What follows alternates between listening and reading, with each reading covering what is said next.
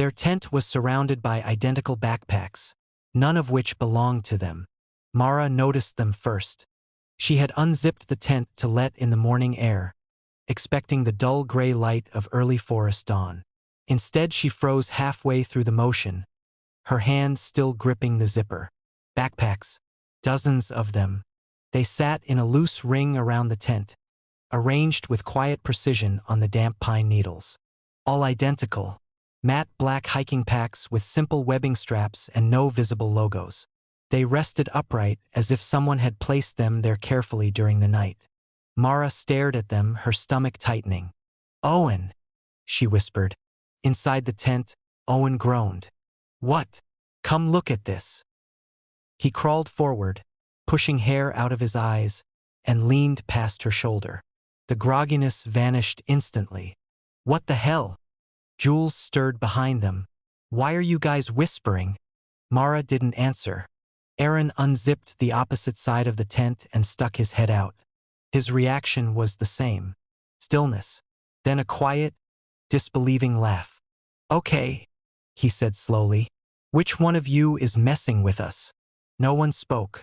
The forest beyond the ring of backpacks was silent. Not the soft morning quiet of birds and wind. A deeper silence, like the woods had paused. They climbed out carefully. There were at least 20 packs, each placed at roughly the same distance from the tent, forming an uneven circle that stopped just short of the tree line. Owen walked toward the nearest one. "Don't," Jules said. He stopped. "Why?" She hugged her arms.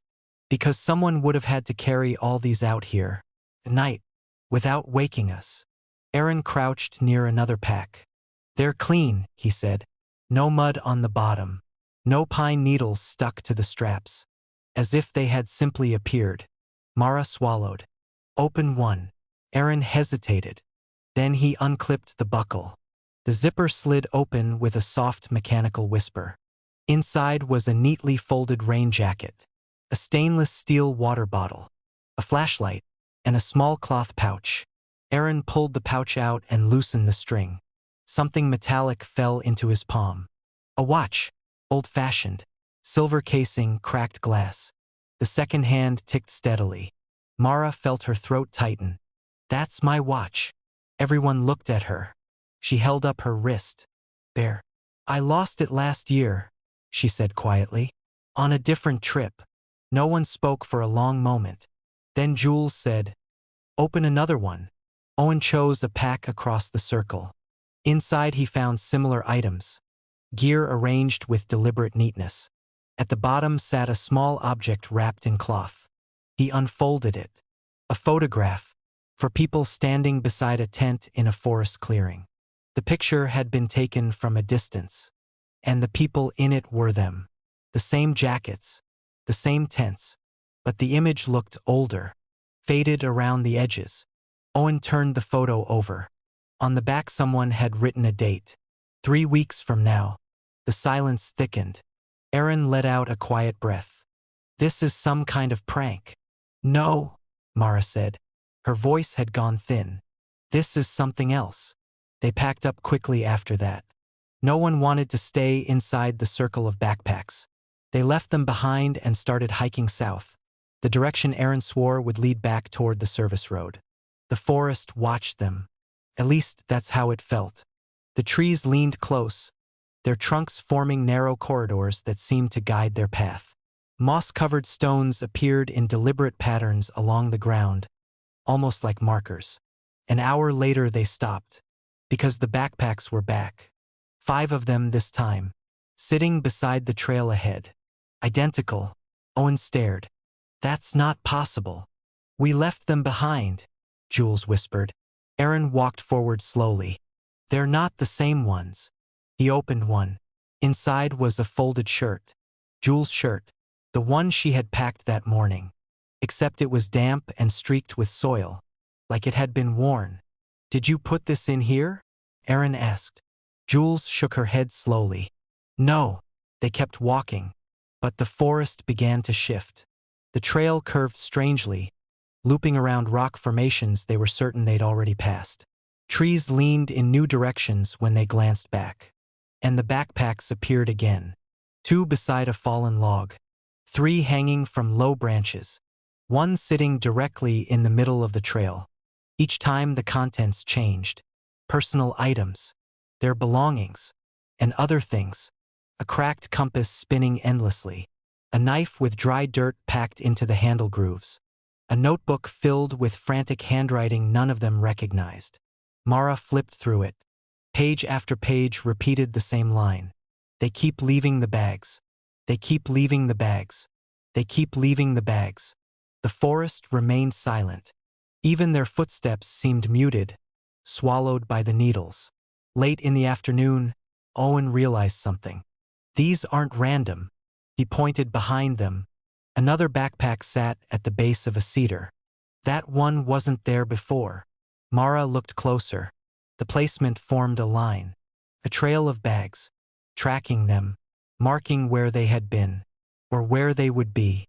Jules whispered, "They're predicting us." Aaron shook his head slowly. "No." He pointed deeper into the trees. More packs. Dozens. Some old and sagging. Some new. All identical. "They're replacing us." The ground trembled faintly beneath their feet. Then the forest moved. Not violently, just a slow tightening. Branches scraped together overhead. The terrain shifted, narrowing the space between ridges and fallen trunks until the only open path followed the line of backpacks. Forward. They didn't speak anymore, just walked. The packs multiplied. Hundreds now, arranged in widening circles ahead. At the center of the clearing they eventually reached stood 4 backpacks. Brand new, clean. Aaron stepped closer.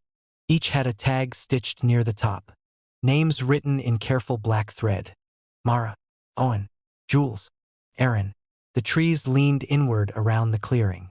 And something moved among them. A tall shape between the trunks. Not quite solid. Like overlapping silhouettes made of bark and shadow. It shifted slowly, branches bending toward the backpacks. Toward them. Mara understood then. The bags weren't warnings. They were records. Markers of every group that had entered the forest. Each pack containing pieces of the people who once carried them. The shape stepped closer, and the backpacks around the clearing rustled softly, as if something inside them was still moving. Days later, far from the center of the woods, another group of hikers would find a quiet campsite beside a narrow trail. The ground would be soft with pine needles, the air unnaturally still, and arranged neatly around the clearing would sit 4 identical backpacks, waiting. The forest canopy revealed a massive shape hovering silently above the trees. No one noticed it at first. The 4 of them had spent the afternoon clearing a small patch of ground beside a crooked stream, far deeper into the forest than they had intended to hike. The map in Aaron's pack showed only a vague smear of green across this region, broken by no trails, no ridgelines, nothing that suggested people came here often. That had been the appeal. By evening, the light had begun to drain from the trees. Pine needles darkened underfoot, and the shadows of the tall hemlocks stretched long and thin across the clearing. Mara was the one who saw it. She had leaned back on her elbows beside the fire pit, watching the canopy shift slowly with the breeze. The branches formed a jagged ceiling far overhead, strips of fading sky visible between them. Except one section of sky didn't look right. At first she thought it was a cloud. A dense, unmoving darkness spreading across the opening above the trees. Then she noticed something strange. The branches beneath it weren't moving. The wind still brushed the outer edges of the forest, stirring leaves and needles in soft waves. But directly under the dark shape, the canopy hung completely still, as if the air there had been pressed flat. "Mara," Jules said. "You okay?" Mara sat up slowly. "Look up." The others followed her gaze. For a moment none of them understood what they were seeing. The shape was enormous. Not something resting on the canopy, but something hovering above it, just beyond the highest branches. Its outline was indistinct, blending with the dim sky like an absence of light rather than a solid object. But the scale of it was undeniable. It stretched across half the visible canopy. Silent. Motionless. Owen stood slowly. What is that? Aaron squinted upward. A cloud, he said, though his voice carried no confidence. It's not moving, Mara replied. They watched it for a long time. The forest gradually fell quiet around them. At some point, the last birds stopped calling. The breeze faded. Even the creek beside their campsite seemed to soften until its sound barely reached the clearing. Jules wrapped her arms around herself. Does anyone else feel like it's closer than it should be? No one answered. Because they did. The darkness overhead seemed to press down against the canopy, distorting the shapes of the treetops beneath it. The branches bent slightly upward toward the thing, like iron filings tugged toward a magnet. Owen whispered, "That's not a cloud." Aaron picked up a flashlight and aimed it through the branches. The beam vanished halfway up. Not absorbed, bent. The light curved sideways in a slow arc before fading into the shape above. They stared. "Okay," Aaron said finally. "That's enough for tonight." But no one moved to crawl into their tents. The silence had thickened into something heavy. The forest felt aware, like it was waiting. Eventually they slept, or at least tried to. Mara woke sometime later to the sound of footsteps circling the campsite. Slow, deliberate steps pressing into the needles. She sat up inside the tent. "Owen." The footsteps stopped. A moment later Owen's voice came from outside. "Yeah." She frowned. Owen was beside her inside the tent. He stirred groggily. "What?" The voice outside repeated, softer. "Yeah." Jules whispered from the neighboring tent. "Did someone say something?" The footsteps resumed. For sets. Then 5. Mara felt the cold certainty settle into her stomach. The shape overhead had moved. Morning arrived strangely. The forest looked different. The trees leaned inward around the clearing as though the terrain had subtly tightened during the night. Landmarks had shifted. A fallen trunk now lay where the fire pit had been, and the stream curved in the opposite direction. Aaron checked his watch. 8:30. But the sunlight filtering through the canopy looked closer to dusk. "Did we sleep all day?" Jules asked. "No," Mara said quietly. She pointed upward. The shape was still there, but now it hung lower, close enough that the upper branches brushed its underside. The treetops beneath it had begun to warp. Branches twisted upward like fingers reaching toward it. Leaves pressed flat as if pinned by invisible pressure. Owen couldn't stop staring. "Do you see how it moves?" "It's not moving," Aaron said. "Yes, it is." Owen stepped into the clearing. "It's breathing." They followed his gaze. The shape pulsed faintly. Not visually exactly. More like the sky itself expanding and contracting. Each pulse rippled through the forest below. Trees creaked. The ground shifted slightly underfoot. Mara felt something else too. A pressure inside her head. A low hum vibrating just behind her eyes. "Stop looking at it," Jules said. But Owen didn't. He stood there for hours. They tried to leave, but the forest had rearranged itself. Paths curved back toward the clearing no matter which direction they chose. The terrain folded strangely, slopes appearing where none had been before.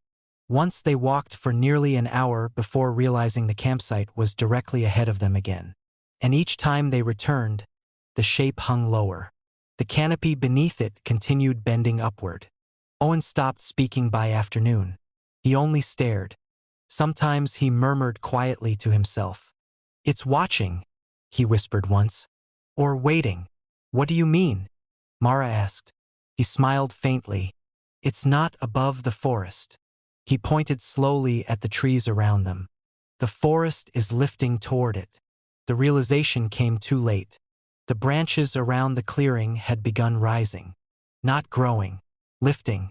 Entire trunks leaned upward at impossible angles. Roots tearing quietly from the soil as the ground beneath them softened. The forest itself was being drawn toward the hovering shape. Aaron grabbed Owen's shoulder. "We have to go." But Owen didn't move. "They've been feeding it," he said softly. "Who?" "The trees." The sky pulsed again. This time the shape shifted enough that Mara glimpsed something inside it. Not a surface, an opening, vast and dark, like a mouth made of folded sky. The trees around the clearing rose higher. Their branches stretched toward the opening, and something inside the shape stirred, long silhouettes sliding slowly across its interior. Mara ran. Aaron and Jules followed. Owen stayed behind. They never saw him again. By the time Mara and the others reached the edge of the forest hours later, the canopy looked normal again. No massive shape, no warped branches, just sky. Jules collapsed on the gravel shoulder of an empty service road. Aaron stared back at the trees. Did that really happen? Mara didn't answer, because far above the forest, where the clouds thinned into pale evening light, something enormous shifted silently out of sight. Weeks later, another group of campers would set up their tents deep in the same woods. And sometime after sunset, someone would look up through the canopy and notice that the sky above the trees was slowly darkening.